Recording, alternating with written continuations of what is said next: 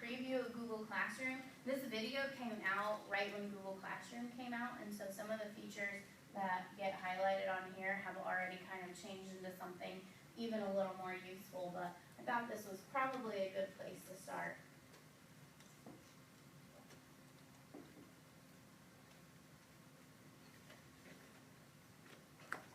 Oh, time out. I should probably turn the volume up. No, I forget.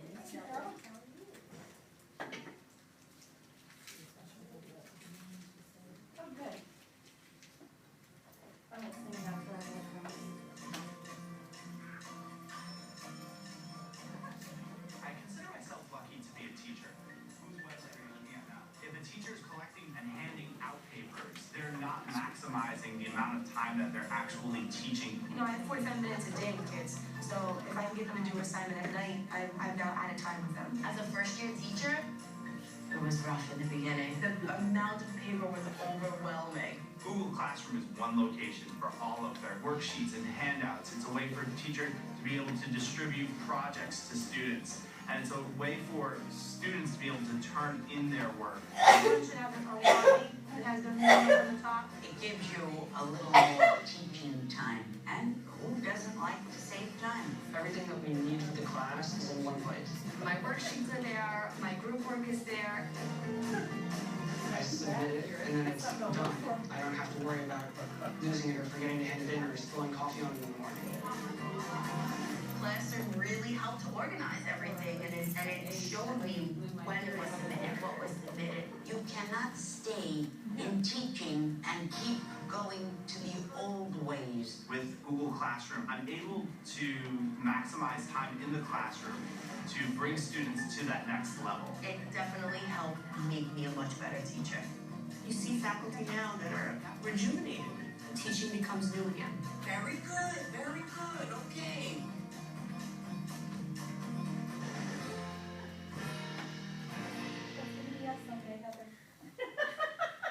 The old lady in the fixing. I was I'm like, not there she yet. completely took over my excuse on why I can't do it.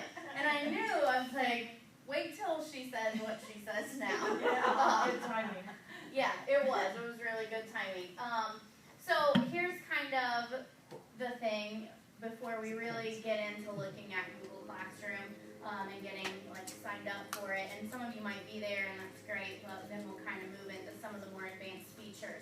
But really, the idea behind it is that Google Classroom is really easy to use. And before we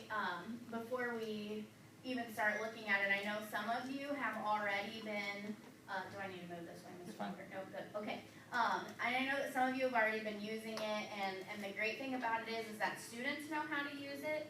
And so at least for us at the secondary level, as Hannah pointed out, like you can do it, quote, wrong according to students, but they know how to fix it for you. They know how to tell you how to help work some things, and so it's not that we have to be afraid of it because, oh man, we're gonna screw it up, because the kids are gonna tell you if you screwed it up, for one, and for two, they're gonna be able to help you use it because it's easier for them. It has been super helpful for them. So we will get started by, oh, I have to turn my record.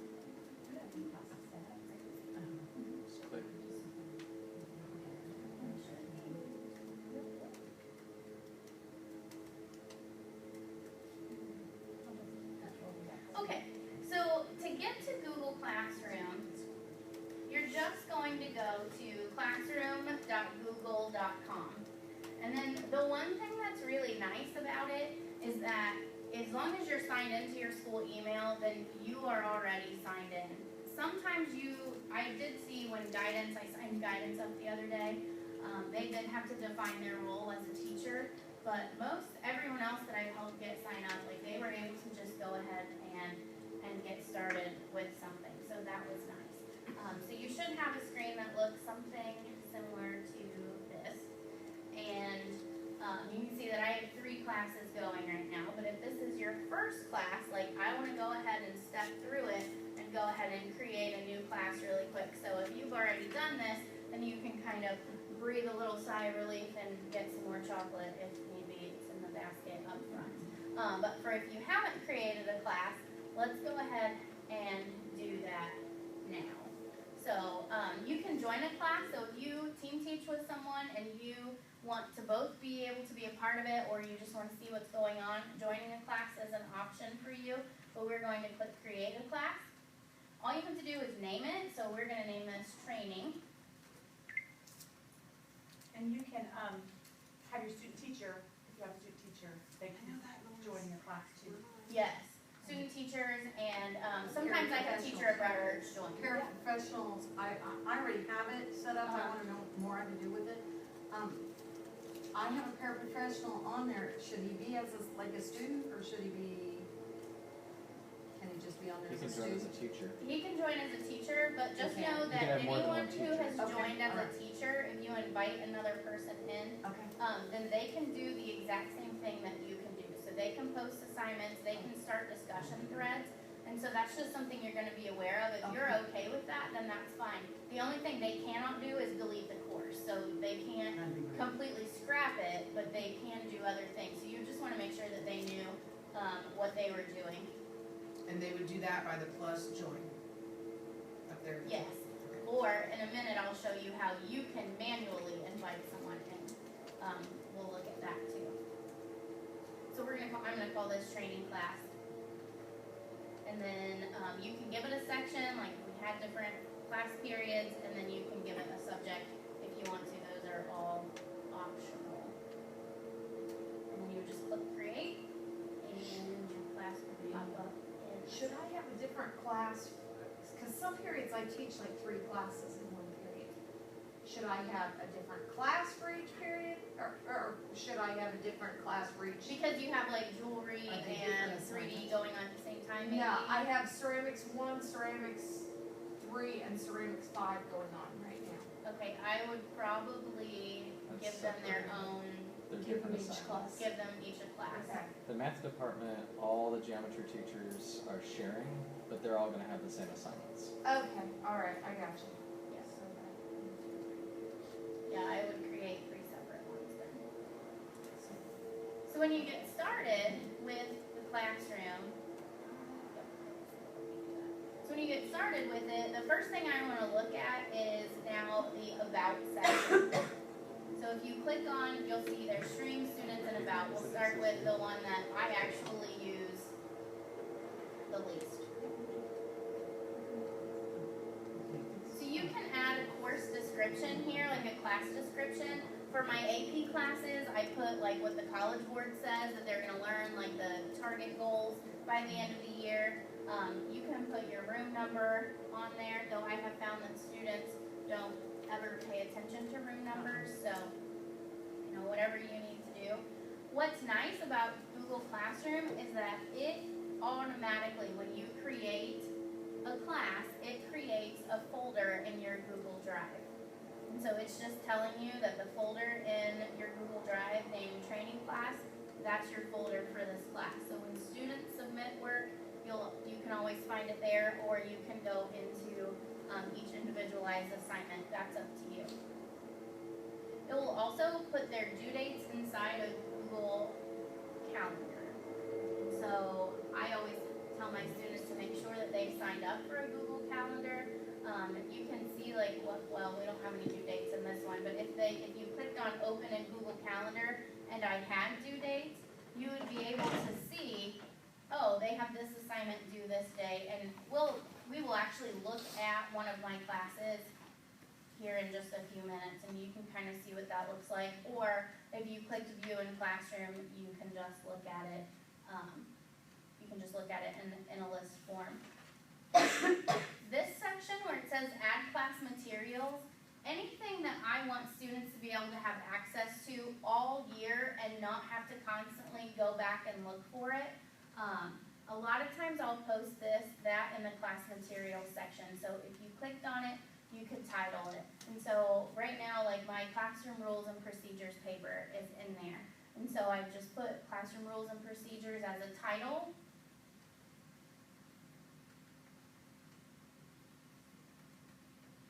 And then you can attach a document, you can attach it from a Google Drive. This icon would let you attach a YouTube video. or just any, like a regular link. What's nice about Google Classroom is if you're like, I'm not going to remember that, you know, it has the hover function, so it's going to tell you exactly what you can do.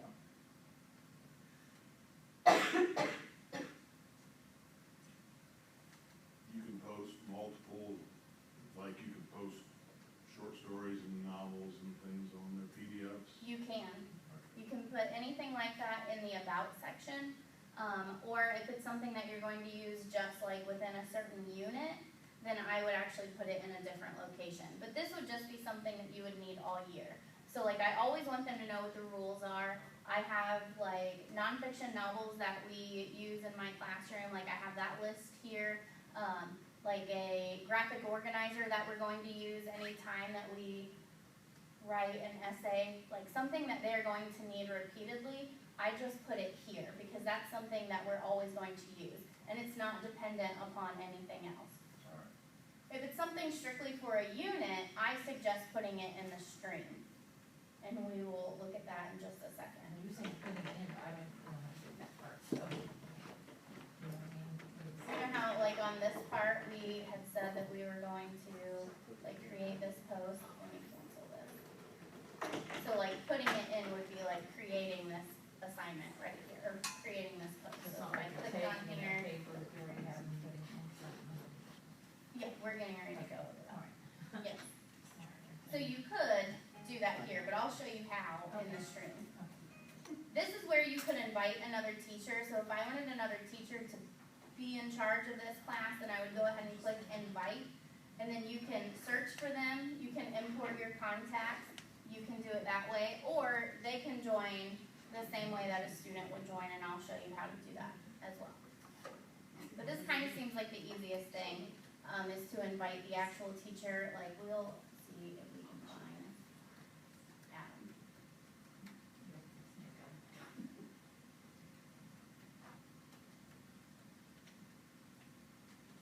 Oh, look, there's Adam. He would love to join this class. Multiple different places. Yeah, I don't know why he shows up 3 times. But, okay, so, and then it even warns you again, teachers that you add can do everything you can do except for delete the class. So that's a good thing to remember. So Adam, don't be going crazy in here, okay? And then if I click invite, then it's going to send Adam an email, and Adam can then accept or decline from there. But then now it's not just my face hanging out up here, it's Adam's, because what student wouldn't want that, right? That would be a great thing. We'll go ahead and talk about like the display features, because I know we're all concerned about that. We want it to look cute, right? If kids are gonna go there every day, we need it to look cute. So you have a couple of options. You can select a theme, and then they have some pictures that are already in here. You can kind of, you know, pick one that you like. It doesn't necessarily matter. Oh, look, since Adam's in here and he does U.S. history, we'll say we want the flag. He probably likes that. Or there are pattern options. If you don't like any of that, you have like polka dots and all sorts of, you know, fun things that you can play with. Just if you want to make it look cool. There, now looks very Adam-like, right? What happens if I change it on here? Well, you would be able to change it, so that would be something that would be allowed. Yeah, there. So we can have like theme wars. We could have theme wars. Maybe you don't want to add a second teacher. All right. You could also upload a photo. So some sort of a photo that you have, but just be aware that when you do that, it's not going to grab the whole picture because it's a very odd-shaped block, right? So just be careful if you're going to add your own photo to something because it might not display everything that you want it to display. Now, if you're inviting students to be part of the class, and they have multiple email addresses You that want show to use up. their school email. Well, first of all, you're never going to want to invite students Yeah, that way. you don't That's way invite too much them. time. Is it? That's what I was wondering, what was the. We are getting ready to go Yeah. to the student section. Okay, thank you. downstream, you have students. You can input your students individually into Google Classroom. But I don't have time for that, and I'm sure you don't either. So you can give them this class code, Okay. and every class you create will have its own class code, and then they can go in and join the class that way. Here's something that I want you to make sure that you're paying attention to. You need to think about what are you okay with students doing inside of your class. You have the option of allowing students to create any posts that they want to create and commenting on anything that you want them to comment. And if you want your students to be able to do everything, then you make sure that this says students can post and comment. You don't want them doing that. They say stupid things. You don't, you are correct. Stupid. Most of my classes, but do keep in mind I have AP juniors. Most of my classes have students can only comment as an option because I want them to be able to engage in some sort of discussion on the classroom, but I don't want them to be able to post the topic or post things that then I didn't know that they started their own thread and then something crazy is going on. So I just have it to where they can only comment, but even when you do that, you can delete it. If they have said something inappropriate, you can delete anything that a student puts on there. But it's easiest to monitor it when it's inside the comment only section. But if you think, you know what, I have,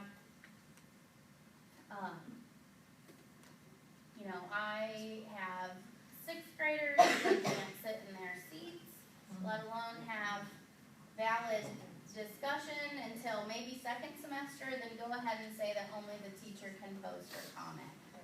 It could be something that they could earn back or earn to begin with, but just be aware of what you have this setting, and you can change it at any time. If you change your mind, you can come back in and you can change it. So the easiest way to invite students is just to go ahead and give them this code, and they have to sign in with their school email. It can't be with another Gmail account. That is important. You have an option once you have students, you have an option that you can add emails for parents to be able to have access to the Google Classroom as well. You can kind of control what parents can then see. This can be a really great function, but it can also be a scary option as well. But a benefit of it is like students who are constantly turning things in late, and you have parents that want to know the moment something is late. If you have them be a part of it, then you can, like if you click this, then they're going to be able to see, all the announcements. They're going to be able to see when you have posted an assignment, and if their student turns it in late, not only will it notify you, but it will notify the parent that, hey, they just turned something in and it was late. So it can have some pretty cool benefits to it, but it's also just another thing that if you're like, I'm not real sure how often I'm going to use the classroom yet, like you don't want to get parents all signed in and gung-ho and then it be something that you not use. So I would probably get yourself comfortable with the classroom before you initiate this as an option.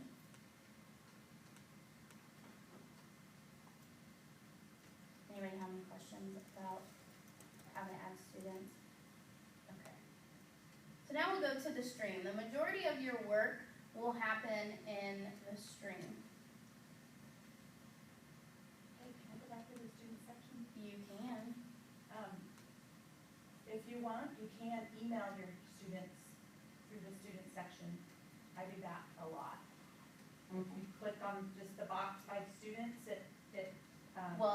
You have to have students first. Okay. Oh, they don't have. So they can't, I mean, if this is their first class, they can't see that yet. Okay, sorry. You're okay. That doesn't help anything, but you can, I don't know, it's a quick, easy way to email the class. I do that a lot. Sorry to interrupt. No, you're fine. And then actions, Yeah, we will look at Yeah, my you probably- completed yeah, class I'm here in sorry, just a Heather. second. Good job. Okay, so now you should be ready to start updating your stream. I want you to think of your stream as like your Facebook feed. Because I feel like most people are familiar with Facebook, and that's kind of what this is going to look like. And it's going to become kind of a jumbled up mess sometimes, but there's a great way with the latest update in order to sort things out. So that's kind of exciting. So if you want to add an announcement to your class or you want to post an assignment, you're always going to come down to the lower right-hand corner to the plus sign. And as soon as you hover over it, it's going to give you the option to either create an announcement, create an assignment, give a question, or to reuse a post that you have posted in a different location. So we'll start with an announcement. You should, yes, you can click on it and it won't hurt anything. So the first thing is that you'll notice that it says post in. If you want to post in multiple classes at the same time and it's the same announcement, then just check all of the classes that you want to post in. Yeah, that's what I was gonna say, that makes me so happy. Yes. Oh, yeah. Well, I just had all mine in one class, like 93 kids in one class, Oh, yeah, that's. because I didn't wanna do it Yeah. 10 times. So this- Yep, so you can separate it out, whatever classes you want to have this announcement, that's great. And then, what do I want to say to my class? Here's the one thing that I kind of feel like is a downfall. I'm a little worried. So if I'm going to give my class an announcement, and I start typing, so this is my announcement. Sometimes it's pretty long.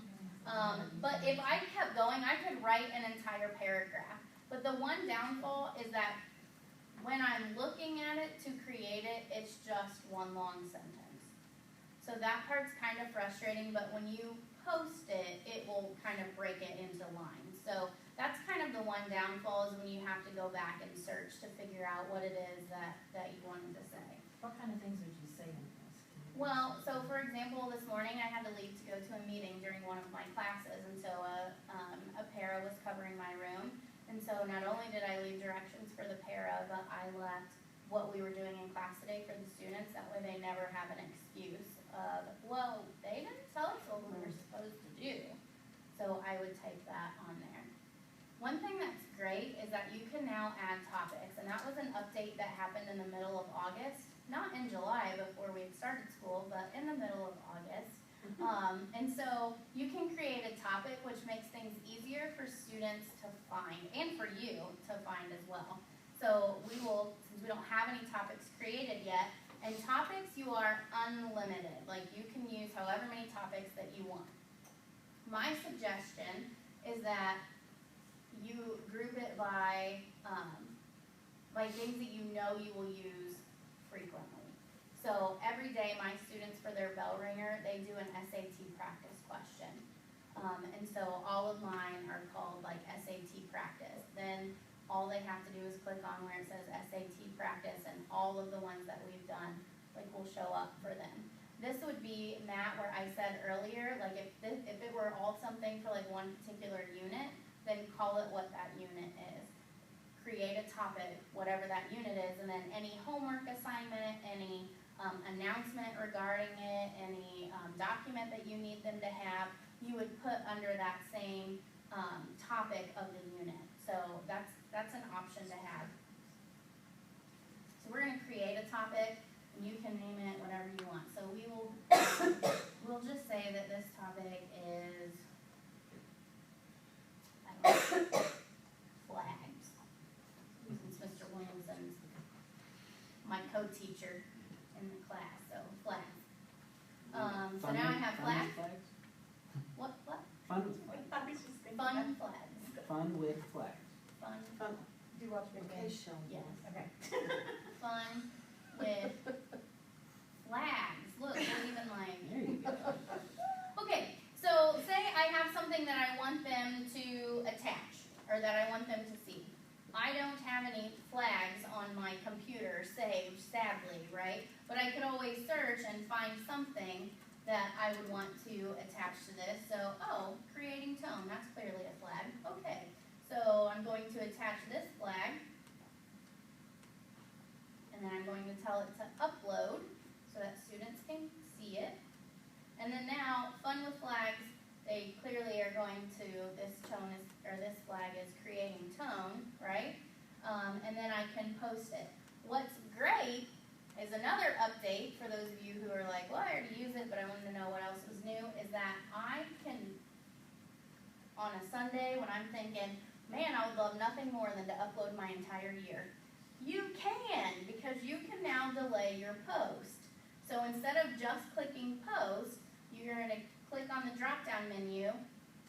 And if you just want to save it and post it yourself later, you can do that. Or you can schedule it to post. So now you can say what time of day it would post, what day it will post, which is kind of nice. So let's create a little schedule. This, we want it to post on the 31st at 8 a.m. That sounds great. We forgot Kim. We're like teachers. Sorry, we have a child. And then I'm going to click schedule, and then you notice that I won't see it on the stream now because it's not the 31st at 8 a.m. yet. So now it's just in my saved post. And I could go in and say, oh, you know what, I really wanted this to happen now. But then you would have to go in and change it up here and say now.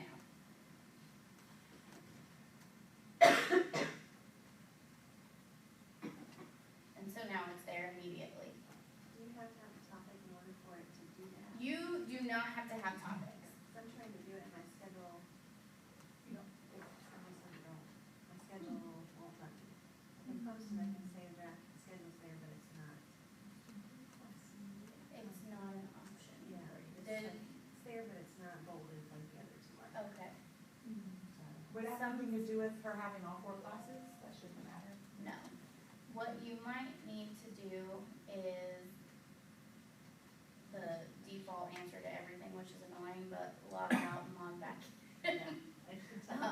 You might have to do that. Okay, so now we've created an announcement. So that's easy. Now we can create an assignment, which is going to be relatively the same process. So we'll click on assignment. Again, if it's going to multiple classes, you can click on multiple classes. You can title your assignment. So let's see, this can be, well, I know I have that paper, so this is creating tone. What are my instructions? Well, I want students to open the attached document. They're gonna watch a YouTube video.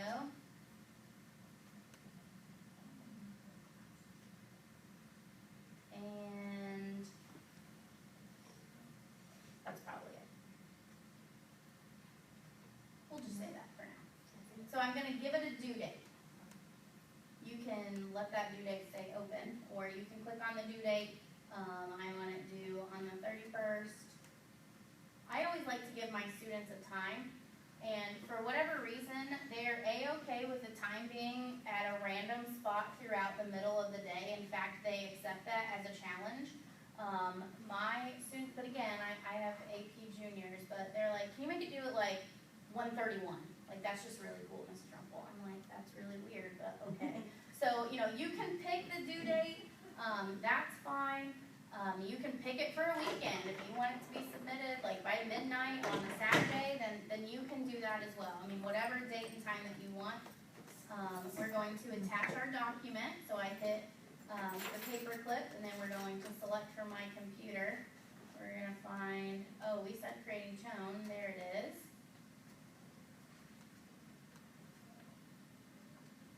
Going to upload. Now I also said that they were going to watch a YouTube video. So you can click on where it had the little YouTube symbol, and then you can type to search it. So let's find a video on creating tone. Oh, sure, let's. With the electric guitar. Oh yeah, creating good electric guitar tone. That's clearly the same thing that we were talking about. And then click add. And now it has linked us to that. And if If it's a separate website, like say we wanna be, well, I guess that's still YouTube.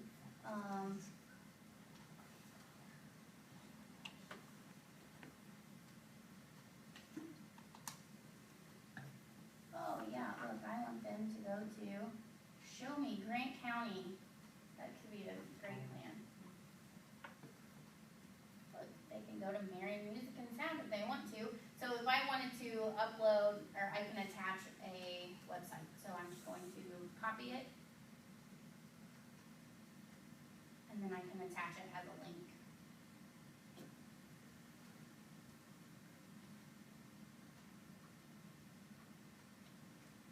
I've also sent them games like that, and, Yes, yeah, there's all kinds of things to send like that. yes, you can, I mean, you can attach a lot of things for them to do. Again, I can assign it right now, or I can schedule it to post at a certain time. Like, for example, my daily bell ringers, I post before I leave school, but I have discovered a very ambitious group of students who like to just do the SAT practice at night. And I'm like, you're defeating the purpose of bell ringer. I need you to do that while I take attendance, so I have to now schedule them to show up first thing in the morning, because apparently English Google Classroom is a happening thing to do at night. So, I'm always hacking into them. I know, you are doing those SAT practice questions. for I may me. pass it this time.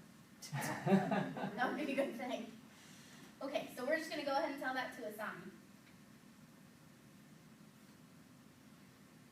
So now, if you notice, oh, I wanted to give that a topic and I didn't. So you go over to the little three dots, click on it. Now I need to edit because I messed up.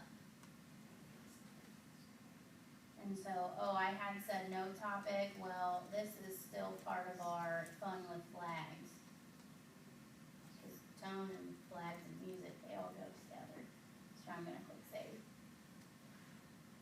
Now you'll notice a couple of things. So I'm in the stream and I can scroll down here and I can see this announcement. I can see that this assignment has been made, but I can also look at on the left-hand side. And so here are all of the assignments that are upcoming at 11:59. I know that they have to finish this creating tone, but also here are my topics. So if this starts getting congested, and I know, oh, Mrs. Rumpel said that's in Fun with Flags. If I click Fun with Flags, only things with Fun with Flags is going to show up. So that's why I would say, like, if it's something that goes with a unit, call it all one thing, and then it's easier for them to find. Or like with my bell ringers, I could have just called them all bell ringers, except second quarter, we don't do SAT practice, we do a different thing. So, you know, that's kind of up to you on how you structure that. And then the last thing that you can create for them to do is to create a question. And these are kind of fun. I didn't do these as much last year. You can have a short answer or a multiple choice. It's up to you. The only thing I used these for last year was short answer. And so what I would do is I would use them for a discussion. So I would ask a question.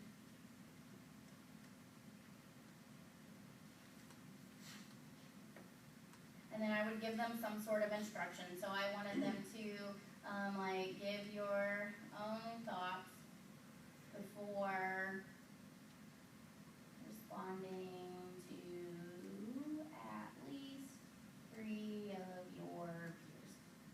So what I wanted them to do is I wanted them to answer my question and then go in and reply to each other. But remember, I have it set to where they can add comments on things. But even if you say no to comments, but you want to use this as a discussion, you have this option down here. So students can reply to each other. Right now they can.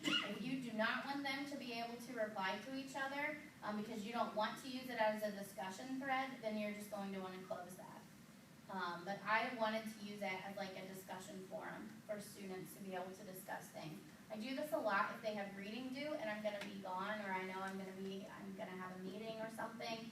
But I still want them to be able to talk about what they've read, then I'll use this as like a short answer. discussion prompt. Can you monitor their responses on this? You'll see what they Yes, say. you will see what they say. If it's something It inappropriate, says you'll it, see it yeah. right Yeah. away. Yes, you will see what they say.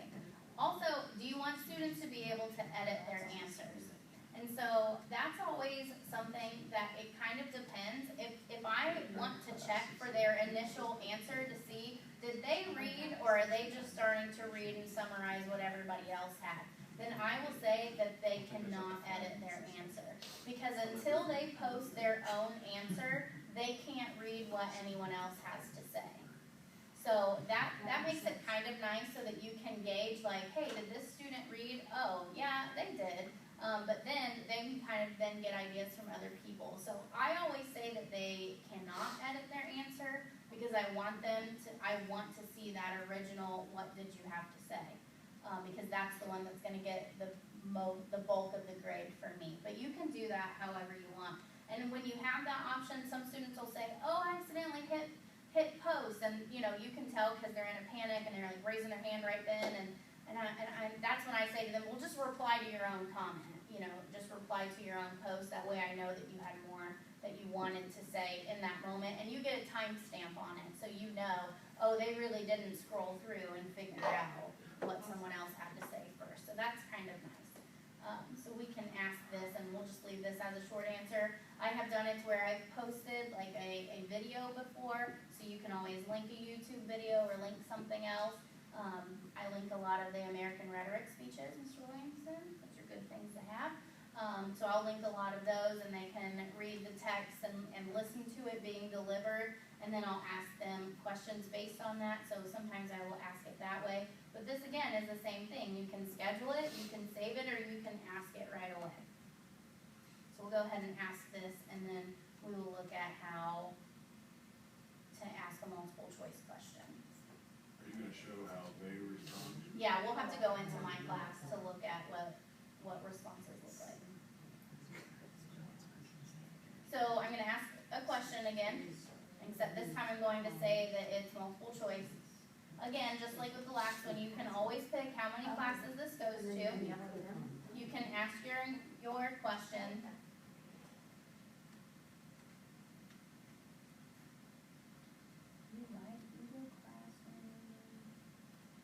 And then if I had further instructions, so I feel like that one's self-explanatory, we're good.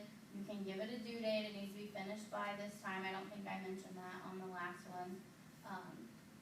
Whatever time you want. 1:31 a.m., they better be asleep. I'm gonna create a new topic because this one would fall under votes. It's clearly a thing. Alright, so then, do you want them to be able to see a class summary? So after they answer, do you want them to be able to see what the majority of other people had to say? Or would you rather it remain a great mystery until later? If you have multiple class sections and you're posting this all at once, then I would say turn this off, or your afternoon classes will become considerably smarter than your morning classes. Okay, just something to consider. So now I can type in my options, and all you have to do is just keep clicking on it, and then it'll give you the option of like adding another one. I actually don't know if you were limited on the number of options, because I've never put in more than 5, but you might be able to. How many questions have you put on this? You can however many you want, but you're How do you add? creating each one individually.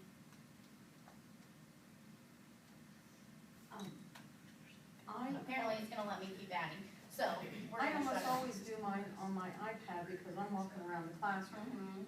Mhm. I was gonna, just to add, it's real good on this too, and almost exactly, but the date is horrible trying to do it with your finger instead of the cursor. Cause when you got to it and it went so easily, I thought, it's the difference between, so if you're having trouble with the iPad, you might wanna Right. do it on this. Well, typically, this is the kind of stuff that I create like ahead of time, so I'm never on my iPad Yeah, see, when I do it. a lot of times I'm doing it.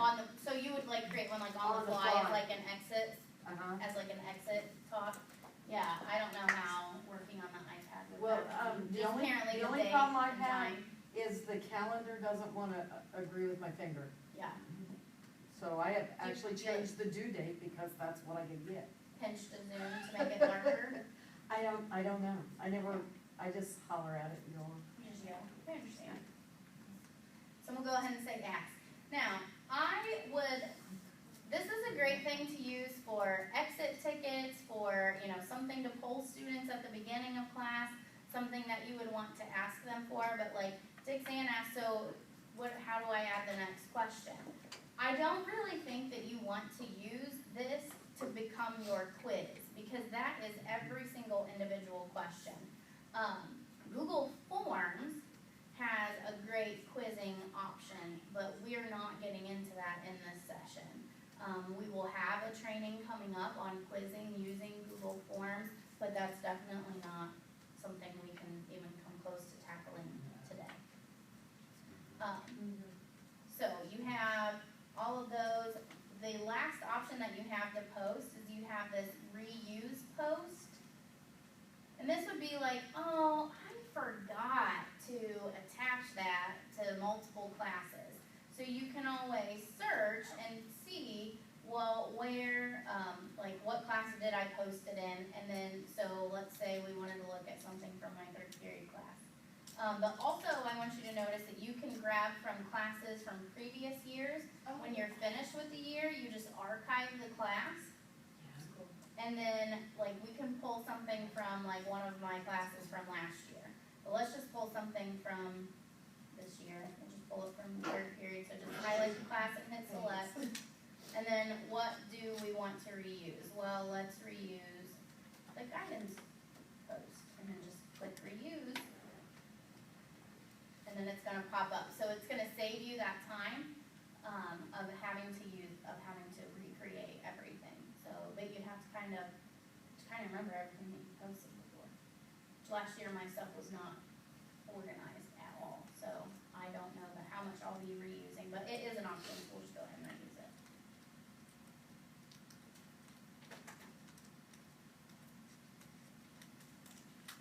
So we're going to look at Adam Williamson. Would you stop changing? What? I'm taking you out of here. All right, so we're going to, so let's look at my first period.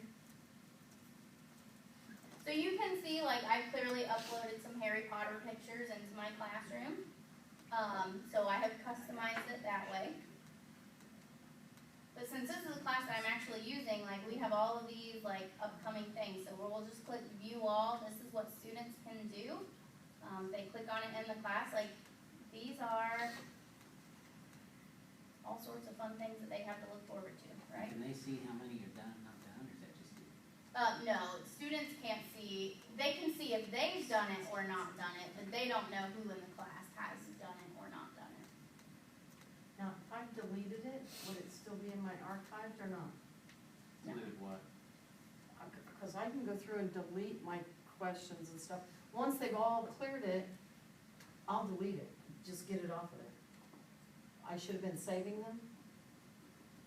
Yeah. Well, it depends. Do you have show deleted items on your stream? Checked or unchecked? I don't know. Well, that's a good question. I'm sorry, you have stumped me. I'm I sorry. actually think you probably can. Can't go back and. Well, let's see, archived classes. Can't get to it unless you go through all the assignments for you. Right. Yeah, some of my, Yeah, I was some of gonna my say, I stuff actually is think good. you can. I probably spoke way too soon. Okay, so students can see everything that they have to do, things that are coming up. Students can also see the topics. So these are the topics that I have going on right now. Again, here's our SAT practice questions.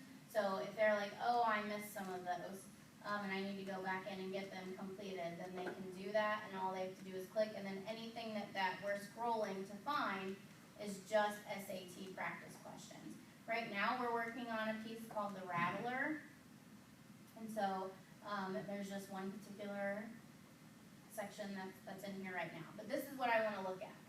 So this was a question that I assigned to students.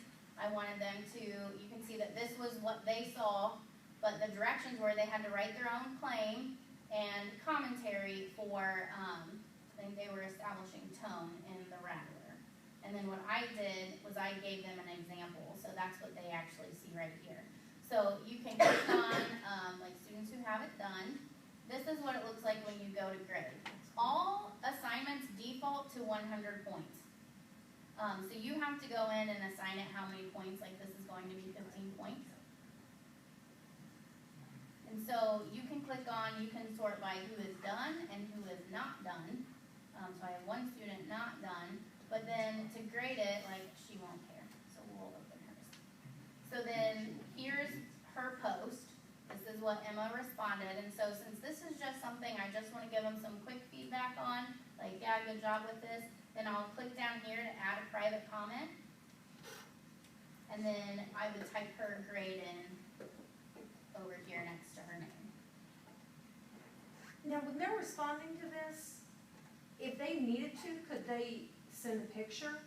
Like for mine, a lot of times it's, you know, find a pattern to do for. You probably wouldn't use the question function, you would use the assignment, because then they can upload something. But Okay. if it's as a question, they don't have that option. Okay, all right. But as an assignment, yes, they can upload a picture. Because a lot of times it's just a matter of looking for a pattern to do in like jewelry class or something. This is what I want to do. Yes.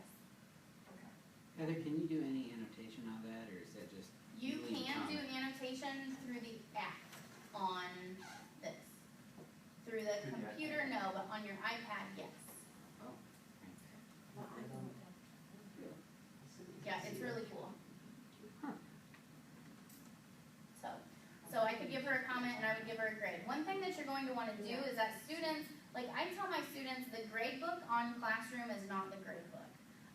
But I will go ahead and give them their score, and then you would click next to their name, and then you would return it. That's how they would then get that feedback of, well, what was my score? Well, I returned it to you, so if their notifications are turned on, then they got an email notification saying that I returned it to them, and or then they could always just click on the assignment, hey, did she ever put those grades in, and then they click on the individual assignment.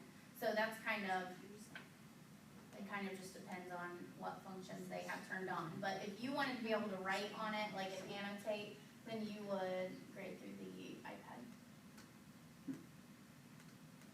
Otherwise, like if it's something that, like for me, I would annotate on, a lot of times I would have it, I would post it as an assignment, and then they would turn something in a Google Doc, and then I would give my feedback through the Google Doc. But something like this, I just want to check, did you pull out tones, did you give evidence? I would just do it right here. Then you always have your arrows so that you can go back. You can get back to anywhere you need, and then you can click up here to get back to picking what classes you have. Because you can see without topics, and like I said, this was a new update. Without topics, I mean, we're 3 weeks into the school year, and that's a lot of scrolling to do. This is all of our work. So without topics, it makes it kind of hard. So that was a great addition. Man, I forgot I was recording my screen. Somebody's probably going to get sick when they watch that. Sorry.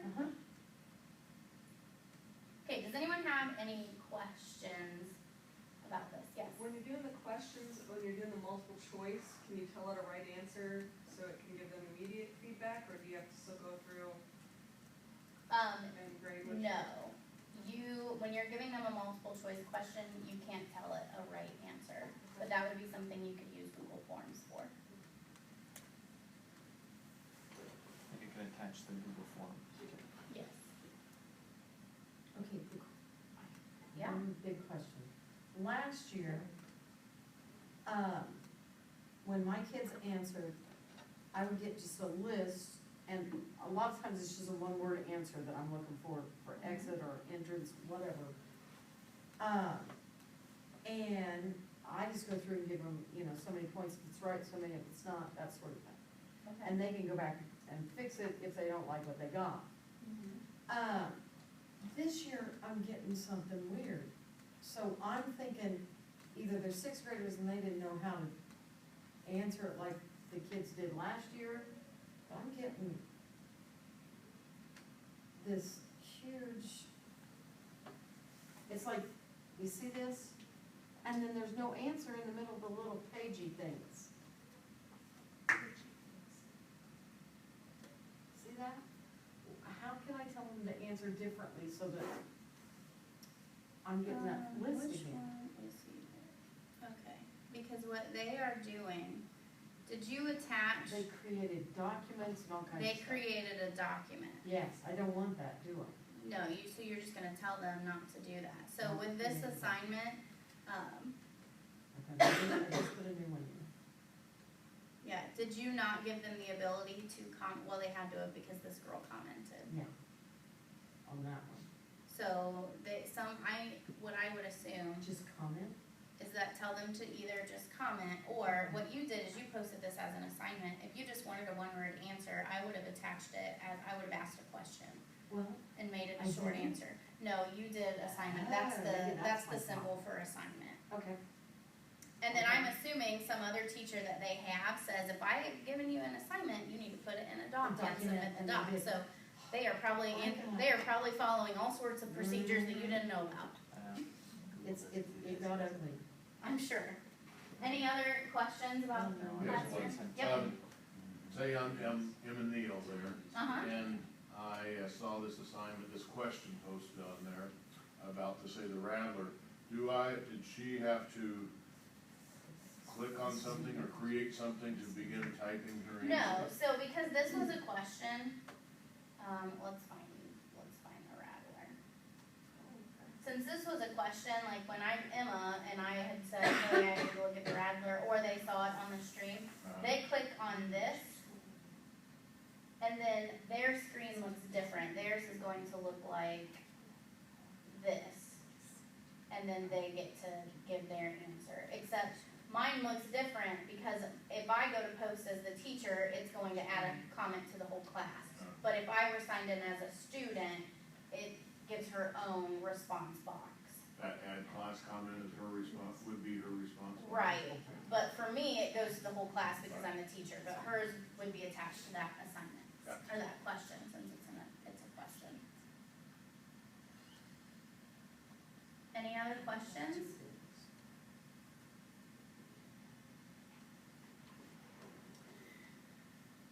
So Heather, you've used Schoology. What are the benefits of switching to this? I think that students find that Google Classroom has an ease to it. I don't have near the issues of, but I submitted that and it's not there that I had with Schoology. So I like that part of it. For me as the teacher, what I like are the integration with docs, forms, sheets, calendar, Google Slides. I just like being, not that you can't use those things with Schoology, but they just work seamlessly together inside of Google Classroom. So I like that aspect of it, and I like that it's tied to their email, which we, make almost daily announcements. Students be checking your email, students, do this, because I can email them right away. I can, when I post, it's gonna tell them, hey, your teacher has done something. So there's this accountability piece that I just didn't feel like was there with Schoology. Plus, it's not using several different programs just to get what I want. I feel like anything that I needed, I can do inside of the classroom.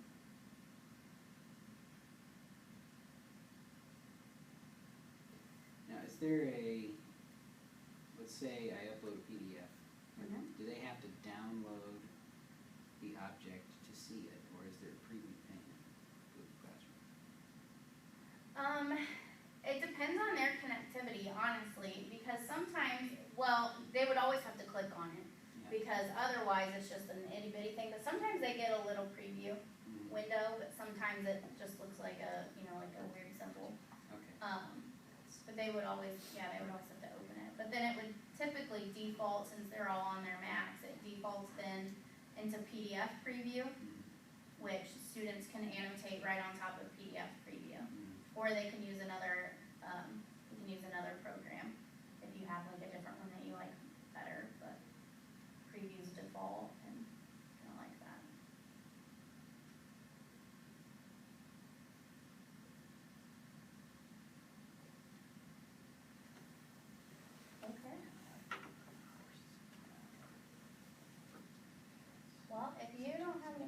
questions?